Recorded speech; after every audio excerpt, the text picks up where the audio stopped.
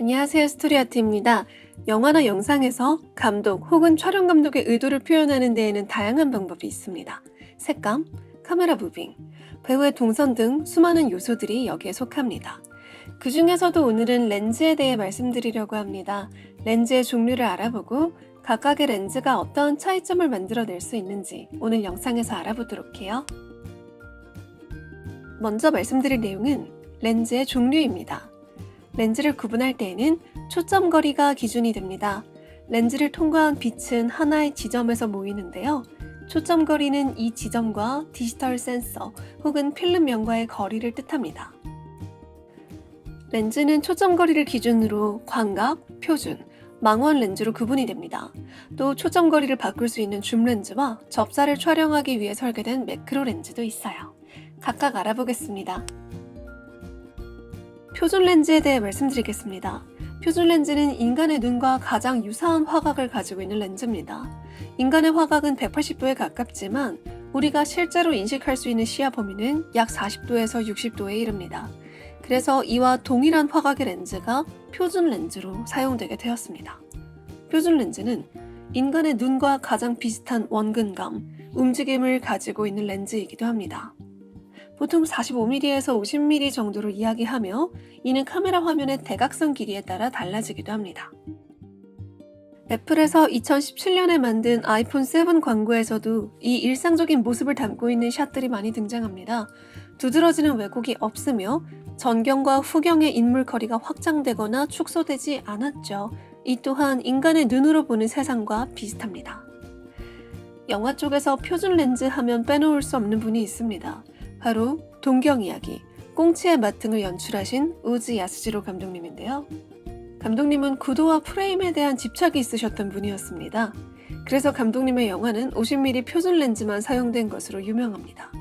감독님의 영화를 봤을 때 인간의 눈으로 그대로 영화 속 상황을 보는 듯한 느낌을 받을 수 있습니다. 다음으로 소개해드릴 렌즈는 광각 렌즈입니다. 광각 렌즈는 표준 렌즈보다 짧은 초점 거리를 가진 렌즈를 뜻합니다. 일반적으로 15mm에서 30mm의 렌즈가 여기에 속하며 이보다 짧은 초점 거리의 렌즈들은 초광각 렌즈 혹은 어안 렌즈라고 불립니다. 광각 렌즈는 표준 렌즈에 비해 화각이 넓어 더욱 넓은 배경을 볼 수 있으며 피사체 간의 거리와 움직임이 표준 렌즈보다 과장된다는 특징이 있습니다.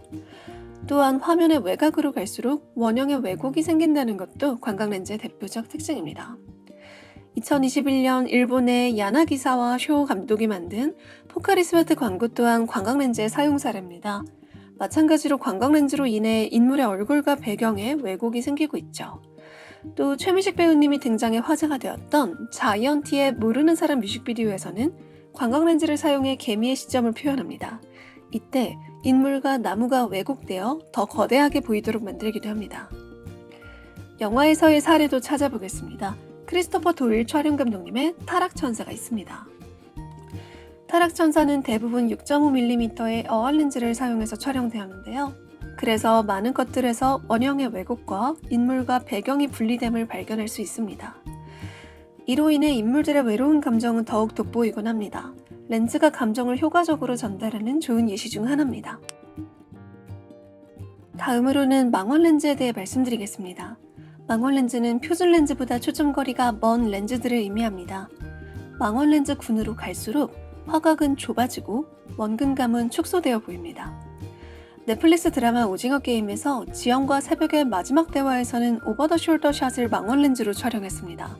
공간을 압축시키는 특징 때문에 두 인물의 거리가 실제보다 더 가까워 보이는 효과를 만들어주고 있습니다. 조커의 촬영 감독 로렌스 셔가 촬영한 아이폰 중국 광고에서도 망원 렌즈의 쓰임을 볼 수 있는데요. 인물이 보고 싶은 대로 세상을 볼 수 있다는 대사와 함께 주인공은 휴지심으로 사람들을 보고 시점샷으로 망원 렌즈를 사용했습니다. 때문에 멀리 있는 인물도 가까워 보이도록 할 수 있었죠. 망원 렌즈가 사용된 효과적인 예시로는 오손웰즈 감독님의 상하이에서 온 여인도 있습니다. 해당 영화에서 수족관 속 물고기가 주인공과 극단적으로 가깝게 보이며 크기 또한 과장되어 보이는 컷이 있습니다. 이는 두 사람의 대화를 불길하고 어딘가 어색하게 만드는 효과를 줍니다.